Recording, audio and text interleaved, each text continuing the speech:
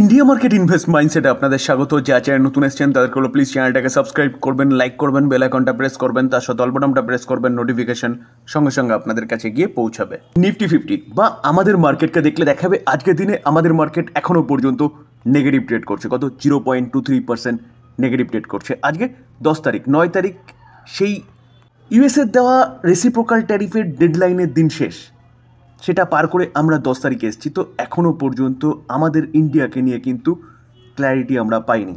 অর্থাৎ ইন্ডিয়ার ওপর ইউএস কী করতে চলেছে, কীরকম ট্যারিফ আরোপ করতে চলেছে, সেটা কিন্তু এখনও পর্যন্ত ঠিক হয়নি। যতটুকু যা শোনা যাচ্ছে সবটুকুই কিন্তু রিপোর্টের মাধ্যমে পাওয়া যাচ্ছে এবং সেটাই আপনাদের সাথে আলোচনা করছি।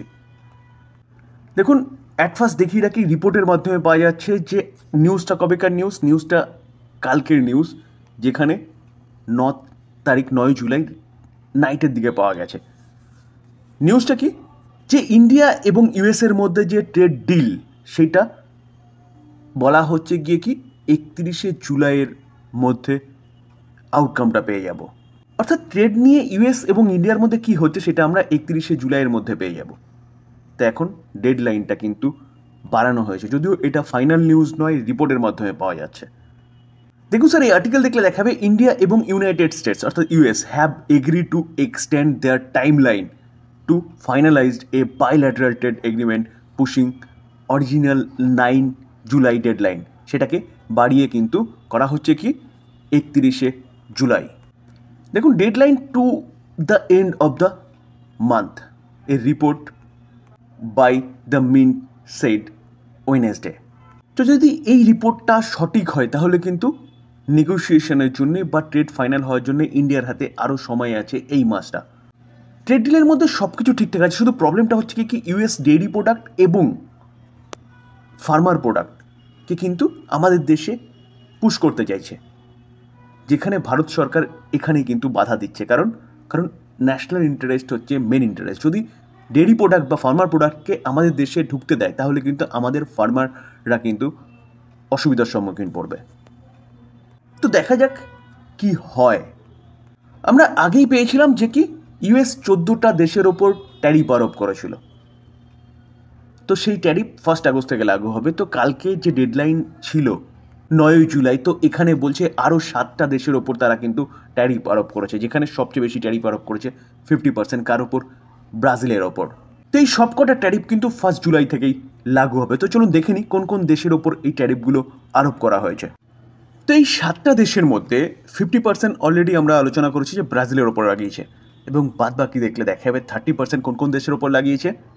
আলজেরিয়া, ইরাক, লিবিয়া, শ্রীলঙ্কার ওপর শ্রীলঙ্কার ওপরও 30% লাগিয়েছে, এবং 25% লাগিয়েছে ব্রুনেই এবং মালভোডা, আর ফিলিপিন্সের ওপর লাগিয়েছে 20%। তো এইভাবে দেখলে দেখা যাবে নতুন ফ্রেশ 7টা দেশের ওপরে ট্যারিফ আরোপ করেছে ইউএস। তো এইভাবে দেখলে দেখা যাবে আগে 14টা দেশ, এখন আরও 7টা দেশ, অল টোটাল 21টা দেশের ওপর কিন্তু এখনও পর্যন্ত ট্যারিফ চাপানো হয়েছে। তো এখন দেখার বিষয় যে আর কি নিউজ পাওয়া যায় ট্যারিফ নিয়ে ইউএস থেকে। তার পাশাপাশি স্যার আরও একটা নিউজ পাওয়া যাচ্ছে, যেটা আজকের দিনের নিউজ। দেখুন, 10 জুলাই। তো নিউজটা পাবেন কোথায়? নিউজটা পাবেন বিজনেস স্ট্যান্ডার্ডে।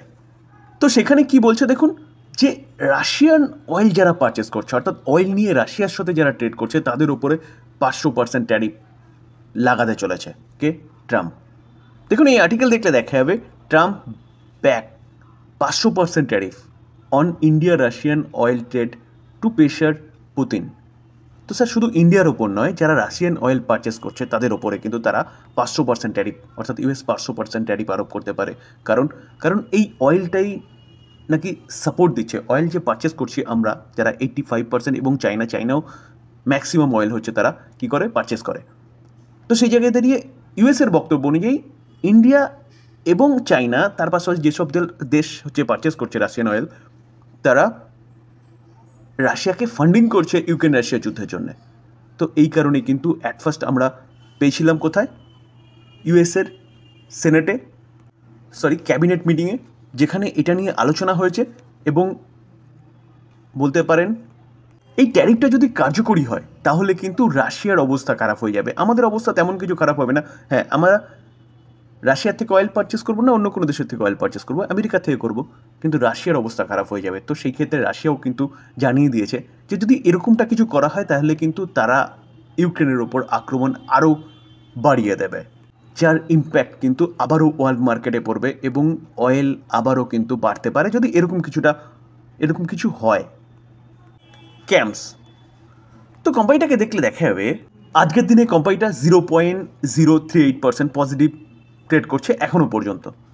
তো এই জায়গায় দাঁড়িয়ে এই কোম্পানিটা বিজনেস কী করে দেখুন স্যার, এই কোম্পানিটার মোনোপলি বিজনেস করে, যেখানে মিউচুয়াল ফান্ড বিজনেসে কিন্তু এই কোম্পানিটার মার্কেট শেয়ার অনেক বেশি। তো এই কোম্পানিটা আপনি রাডারে রাখতে পারেন যদি আপনার মনে হয় যে মার্কেট আরও ভালো পারফরমেন্স করবে, অর্থাৎ ইন্ডিয়ান মার্কেট নিফটি আস্তে আস্তে 30,000, 40,000, 50,000, 60,000, 1 লাখে গিয়ে পৌঁছবে, বা বলতে পারেন যে সেন্সেক্স আস্তে আস্তে 1 লাখ, 1.5 লাখ, 2 লাখে গিয়ে পৌঁছবে, তাহলে এই কোম্পানিগুলোকে ভালো করতেই হবে। কালকেই আমরা একটা ডেটায় দেখছিলাম বা আমরা আলোচনাও করেছিলাম যে কন্টিনিউয়াসলি কিন্তু এসআইপির মাধ্যমে ইনফ্লো মার্কেটে আসছে। তো সেই জায়গায় দাঁড়িয়ে এসআইপির মাধ্যমে ইনফ্লো মার্কেটে আসা মানে অবভিয়াসলি মিউচুয়াল ফান্ডের মাধ্যমে মার্কেটে আসা।